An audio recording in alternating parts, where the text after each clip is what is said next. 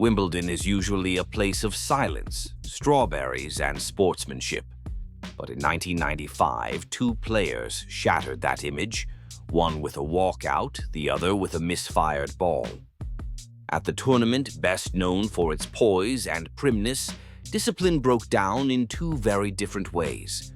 One impulsive and defiant, the other clumsy and apologetic. And it all erupted under one of Britain's most intense heat waves. The 1995 British Isles heat wave stretched from late June to late August, bringing scorching, drought-like conditions to the UK, including Wimbledon. Temperatures across southern England frequently soared above 30 degrees Celsius, with the peak reaching 35.2 degrees Celsius later in August in Cambridgeshire, making it one of the hottest summers on record. Centre court, usually a stage of calm precision, felt more like a furnace. Humidity hung heavy. Players and fans baked in relentless sun. As heat climbed, composure cracked, emotions frayed. Even Wimbledon's famously cool tradition couldn't withstand the pressure. Two players were defaulted from the same Grand Slam. One stormed off in fury, the other walked away in shame. Their reactions said everything. One couldn't stop yelling, the other barely said a word. But both were disqualified and both made history. One became a cautionary tale. The other, Britain's most beloved player. Wimbledon 1995 changed both forever. Before Serena, before Kyrgios, before even Novak, there was Tim Henman and Jeff Tarango, and the most bizarre double default Wimbledon had ever seen. The first default of Wimbledon 1995 didn't come with a tantrum. It came through a mistake. Tim Henman was just 20 years old, a promising British talent, still raw and riding the pressure of being the next big hope on home soil. He was playing a first-round doubles match alongside fellow British player Jeremy Bates against the American Jeff Tarango and Sweden's Henrik Holm. The match was tight, competitive, and had reached a fourth-set tiebreak when it happened. Henman had just lost a point to a cruel net cord. Frustrated, he reacted instantly, swiping a ball toward the back of the court. But instead of harmlessly bouncing away, the ball struck a ball girl, Caroline Hall, on the side of her head. She had stepped forward at just the wrong moment. The ball was reportedly traveling at 92 miles per hour.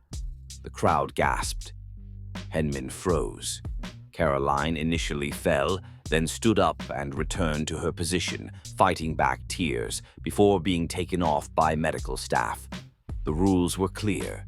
Any physical harm caused by a player, even unintentionally, triggers immediate default for unsportsmanlike conduct. Chair umpire Wayne McEwen consulted with referee Alan Mills, and within minutes, Henman and Bates were disqualified, becoming the first players ever defaulted at Wimbledon in the Open era. Boos rang out. The British crowd couldn't believe what they were seeing. Henman, visibly shaken, immediately apologized. That evening, he personally delivered a bouquet of flowers to Caroline Hall with a heartfelt note. In the press conference that followed, Henman didn't hide. He explained it was unintentional but admitted it was his mistake. "It was a complete accident," he said, "but I'm responsible for my actions." As for Caroline Hall, years later, she said in an interview that she never wanted Henman to be disqualified. "I didn't feel that bad," she recalled.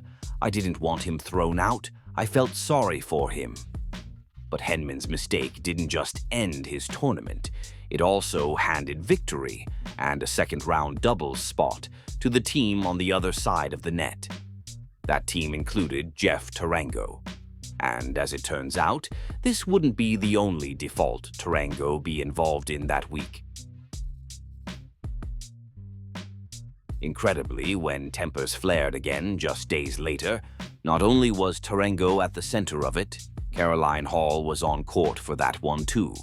You'd think by the time he took court for his third-round singles match a couple of days later, Tarango would have known full well that players could be defaulted at Wimbledon.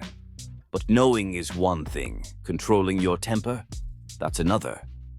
It was the third round of the men's singles. Tarango was facing Germany's Alexander Morons. The match was tense, not because of the tennis, but because Tarango had been building a slow-boiling argument with French chair umpire Bruno Ribeiro. Many marginal line calls had gone against Tarango in that encounter. The crowd got into the act and began heckling him. Tarango was having none of it, asking them to shut up. Ribeiro issued Tarango a code violation, which did not go down too well with the American. Tarango asked for the chair umpire to be removed, but when that didn't happen, he called Ribeiro the most corrupt official in the game.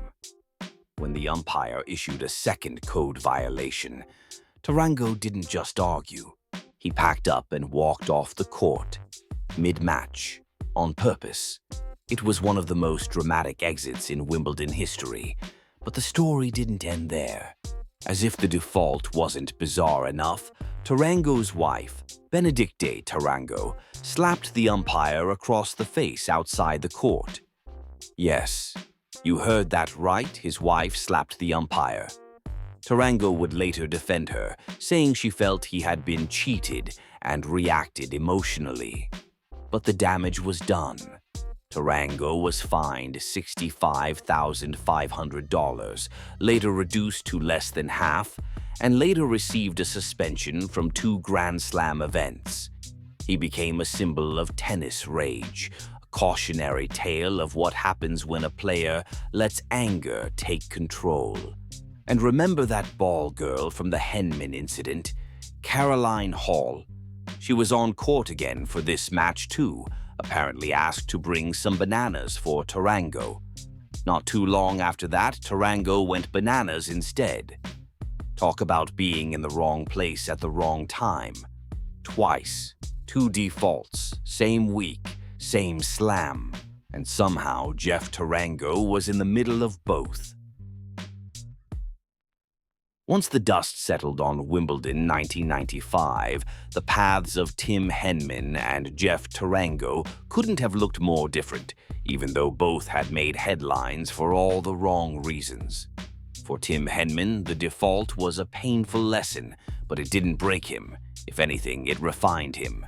He bounced back almost immediately, becoming a mainstay of British tennis and going on to reach 4 Wimbledon semifinals. Over time, the image of that disqualification was replaced by one of Henman as the gentleman of British tennis, cool-headed, composed, and universally respected. So much so that years later, when Novak Djokovic was defaulted at the 2020 US Open for hitting a line judge with a ball, it was Henman who was asked for comment, and he didn't hesitate. He publicly supported the call, saying, "I've been there and unfortunately intent doesn't matter. Rules are rules." From the first British player ever defaulted at Wimbledon, to someone trusted to weigh in on the sport's most controversial moments. That's a full-circle legacy. Tarango's story took a different route. His playing career never truly shook off the chaos of that week. Though he reached a career-high doubles ranking of number 10 and continued playing until 2003, the Wimbledon incident stayed attached to his name like a permanent footnote. In an interview with WeLoveTennis.fr, nearly 2 decades after the incident, Tarango remarked that the umpiring was not above suspicion, and the match might have been fixed.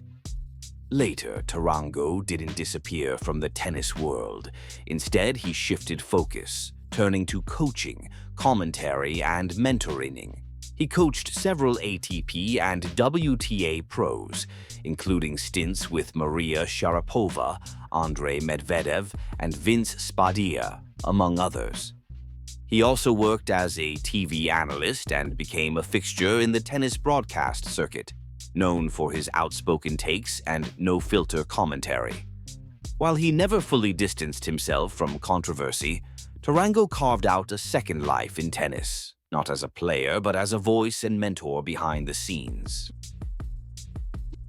Both players made headlines in the same week, but their reputations took very different journeys afterward.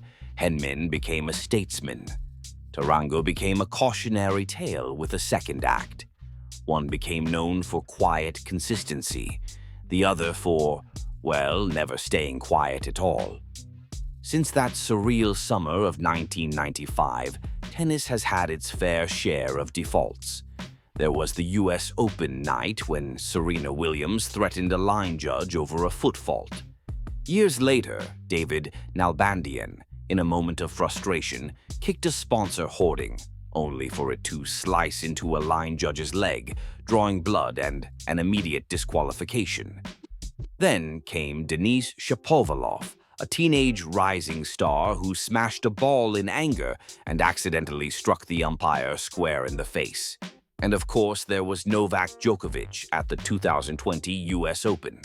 The Serb trying to stay composed in a pressure cooker moment, flicking a ball behind him and hitting a line judge in the throat. All of these were dramatic, controversial, and, in most cases, unintentional. And they were also isolated. One incident, one match, one player. That's what makes Wimbledon 1995 so hard to forget. Two players were defaulted in the same tournament, just days apart. Jeff Tarango stood on court for both of them, and somehow the same ball girl, Caroline Hall, was present at both incidents. It wasn't just shocking, it was statistically absurd. A tennis anomaly that feels more like fiction than fact. In a sport built on tradition, etiquette, and quiet applause, Wimbledon 1995 was the one time decorum cracked. And if you ever hear someone say that tennis back in the 90s was calmer, just point them to the year it all boiled over. If you enjoyed this tennis blast from the past, like the video and subscribe to our channel to get notified for more of such tennis stories.